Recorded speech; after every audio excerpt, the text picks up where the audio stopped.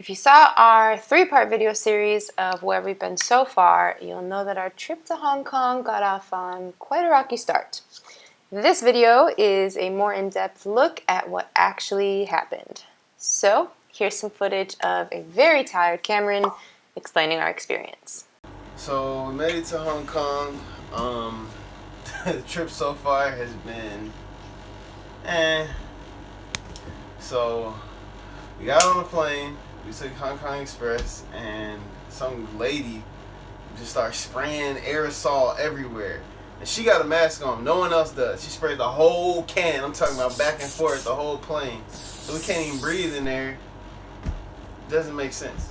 Hong Kong Express, f***ing up. Airport was cool. Hong Kong airport was smooth. I was like the only black person there.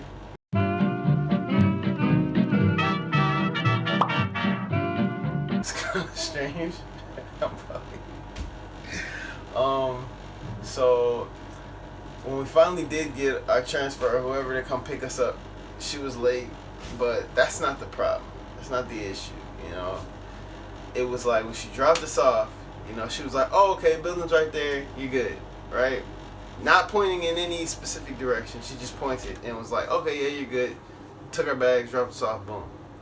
So we're looking around trying to figure out where we're supposed to go. Tell me why the place we're supposed to go is in the back of another building on the 11th floor. How are we supposed to know? You know, the driver just dropped us off. Whatever, it's right there. Just find it. And it's like, what, 1 o'clock in the morning? So boom. We get to the place. We go to the 11th floor. And, you know, the door is locked. So we're just banging on this door for like 10 minutes, just banging on the door. Nobody's coming in, and the sign says call some guy named, I don't know, whatever his name, whatever. Supposed to call this guy, call him, he's not picking up the phone. Call him, not picking up the phone. Banging on the door, banging on the door. Then finally, the guy who we were calling comes to the door on the phone with someone else, and it's just like, where's your reservation? Like, you were supposed to know that we were coming. Didn't know we were coming, didn't have anything ready. But whatever. Whatever. Finally get to the room. Can you show me the room? Can you show me the room? It's not, the size is not the issue. Size is not the issue here. Like, I can literally sit on the bed and have my foot in the bathroom at the same time. I can't even show it because it's so small. It's so small.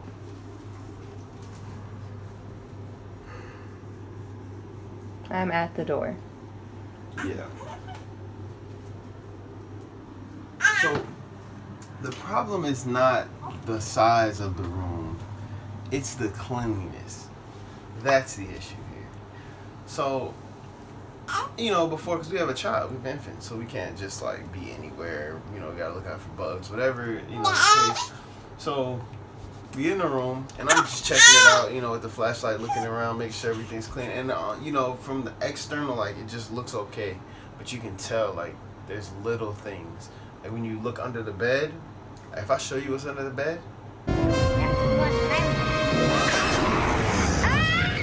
it literally looks like a roach carcass, right? Rolled in dust. Or like a date rolled in dust. And then he was just like, yeah, just put your bags up under the bed. And you know, I was thinking, you know, I don't know if I'm just gonna put my bags up under some bed. So look, and it's dust. Like, it's not normal dust. Like, think of what normal dust is to you and multiply by like 3. It's like the dust where you can just pick it up, and it's like crystallized dust. That's what it's like. But I wasn't tripping. I was like, you know what? I'm gonna just clean it. That's not the issue.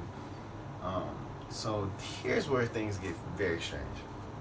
So I asked the guy, I was like, okay, you know, hey, can I get some cleaner?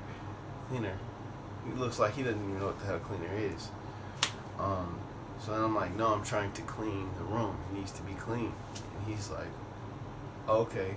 Hands me a towel that's like, has a hole in it and it's stained to clean. Like, this isn't the towel. This is the towel the room came with, but like, that thing, oh snap, something just flew in my eye. Something just flew directly in my eye. But yeah, like the stain, you know what I mean? Where's the stain at, bro? The stain is on both sides. Somebody done spilled taco. But yeah, so the guy looked at me like, he know what the cleaner even was, so that kind of threw me off a bit. But Nina's fine, and that's one of my biggest concerns is making sure that she's good. So also, there's no natural light. Everything is artificial. There's like no sunlight. This is coming from this window. It's not really even a window. So you kind of feel like in I don't know, like a Black Mirror episode or something. So yeah, that was not the best. We lost money, we lost sleep, but we learned a lot about what to look for when you're booking a room, especially on Airbnb, how to research standard prices and accommodations in the city that you're in, because that was pretty standard for a budget room. There's not a lot of space in Hong Kong, so quality, spacious living room that you might be used to in other places, it comes at a high price in Hong Kong. So luckily our trip did get better, and if you want to see more footage of us and where we went next, check out part 3 of our Where We've Been series.